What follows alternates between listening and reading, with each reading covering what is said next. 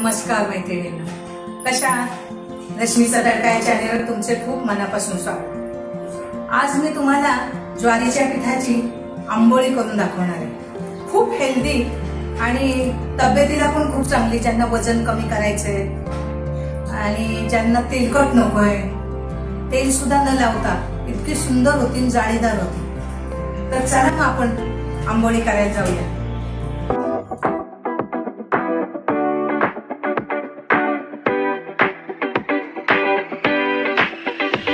आंबोळी करण्यासाठी लागणारे साहित्य हे मी 1.5 वाटी ज्वारीचं पीठ घेतलं आणि 1 वाटी दही घेतलं, अर्धी वाटी त्याच वाटीने अर्धी वाटी रवा घ्यायचा आणि मीठ घ्यायचं, थोडा खायचा सोडा। आता काय करायचं, 1 वाटी 1.5 वाटी पीठ घेतलंय, ते मिक्सर मध्ये टाकायचं, अर्धी वाटी रवा, 1 वाटी दही आणि 1-1.5 चमचा मीठ चवीनुसार।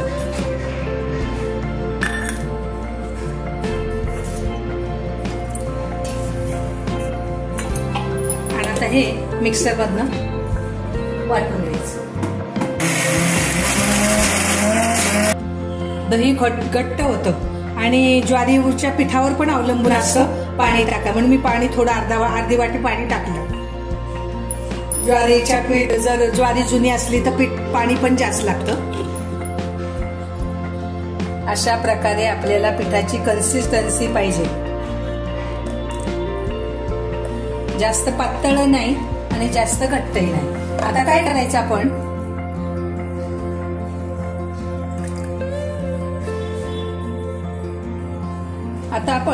एक अर्धा चमचा खायचा सोडा टाकायचा,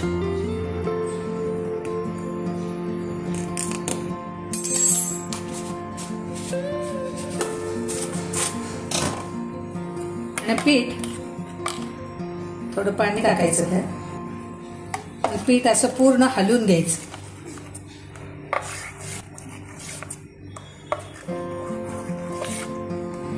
पीठ इतकं छान झालंय, एकही गुठली नाहीये, प्लेन होत। आणि हा पदार्थ कसा खायला हलका, एकदम छान। म्हणजे आपण आता केला ना, घरातले सगळे म्हणतील आई हा पदार्थ कधी करणार।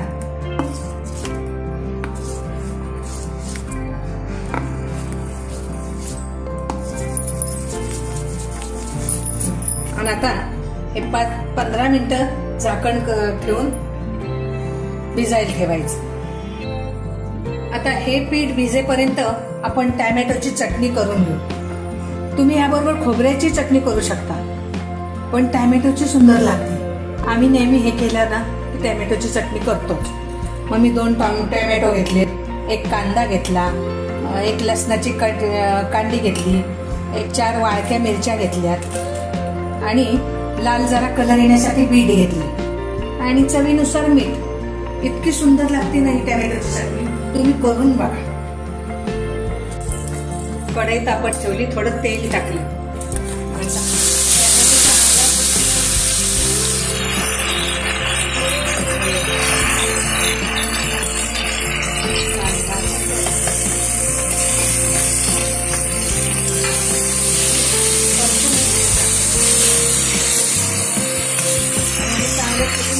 मिक्सर मध्ये वाटून घ्यायची।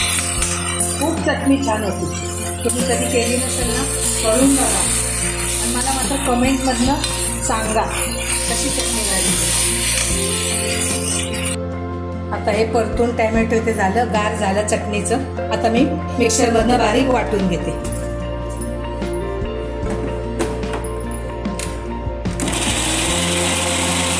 इतकी सुंदर लाल भडक चटणी झाली आणि चवीला तर इतकी सुंदर। आता आपण ह्याला फोडणी द्यायची।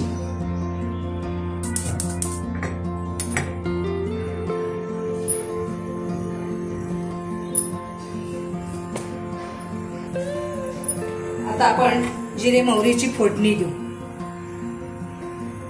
थोडं मी तेल टाकलं,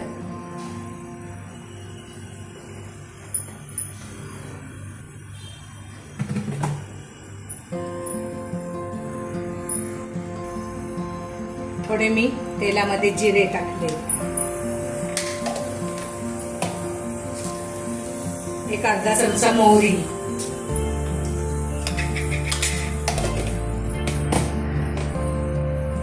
मोहरी चांगली तडतडून द्यायची आणि एक छोटा चमचा अर्धा हिंग टाकायचा. हिंग जरूर टाका, चवीला इतकं सुंदर लागते ना. आणि ही चटणी तुम्ही करून बघा. चटणी पण हेल्दी आहे चांगली.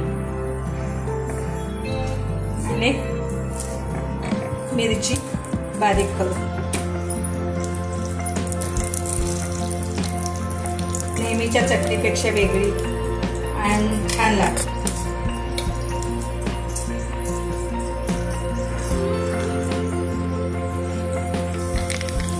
मिरची टाकली, कढीपत्ताही टाकायचा, पण माझ्याकडे कढीपत्ता नाही. अजून सुंदर त्याचा वास आणि चटणीला कलर बघा काय सुंदर आलाय.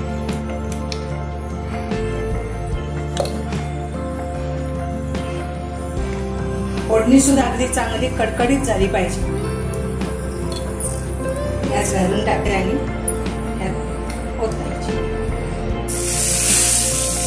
असा तडका बसला पाहिजे. वास इतका दरवळतोय ना, खूप छान. तोंडाला पाणी सुटले.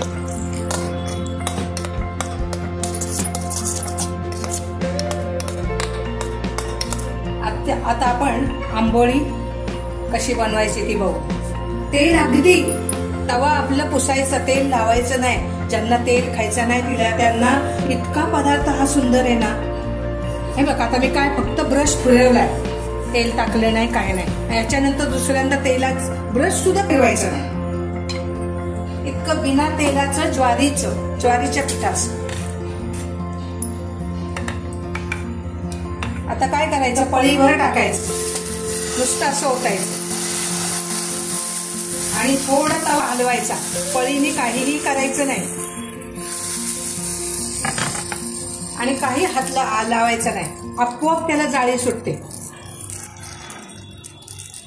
बघ किती सुंदर जाळी आपोआप सुटते.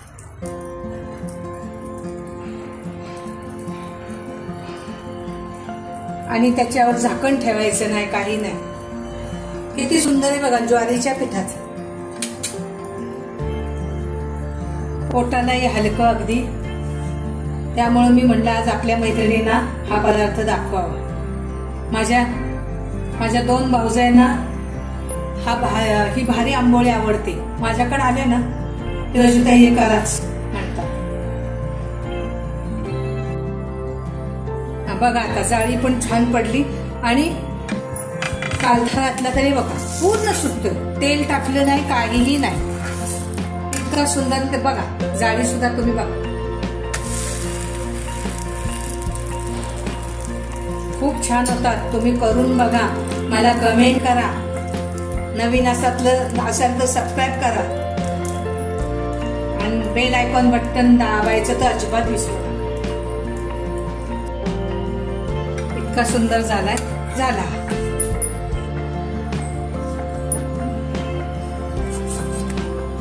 आता मी तेलाचा ब्रश सुरुवातीला लावला होता, आता तेलचा ब्रश सुद्धा लावणार. बघा आता कसा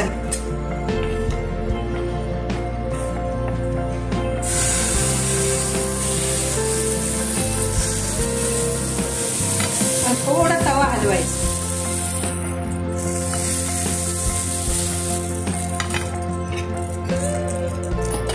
म्हणजे आता ह्या आंबोळीला तेल सुद्धा मी अजिबात ब्रश सुद्धा फिरवला नाही. आता उलटतंय कसं ते बघा, मोडणार सुद्धा नाही.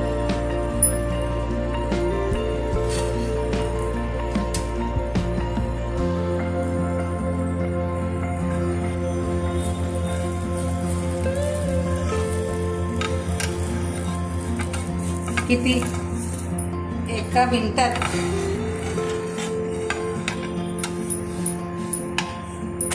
किती सुंदर झाला. अजिबात तेलाचं नाही. त्यामुळं हे बिना तेलाचं इतका सुंदर पदार्थ आहे ना, तुम्ही कराच.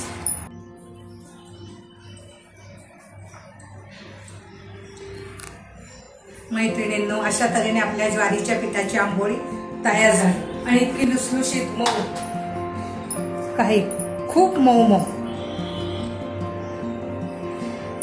इतकी सुंदर झाली। ही हिरवी चटणी मी केली, खोबऱ्याची आहे, ही काही तुम्हाला दाखवली नाही, टॅमॅटोची। इतकी सुंदर झाली ना,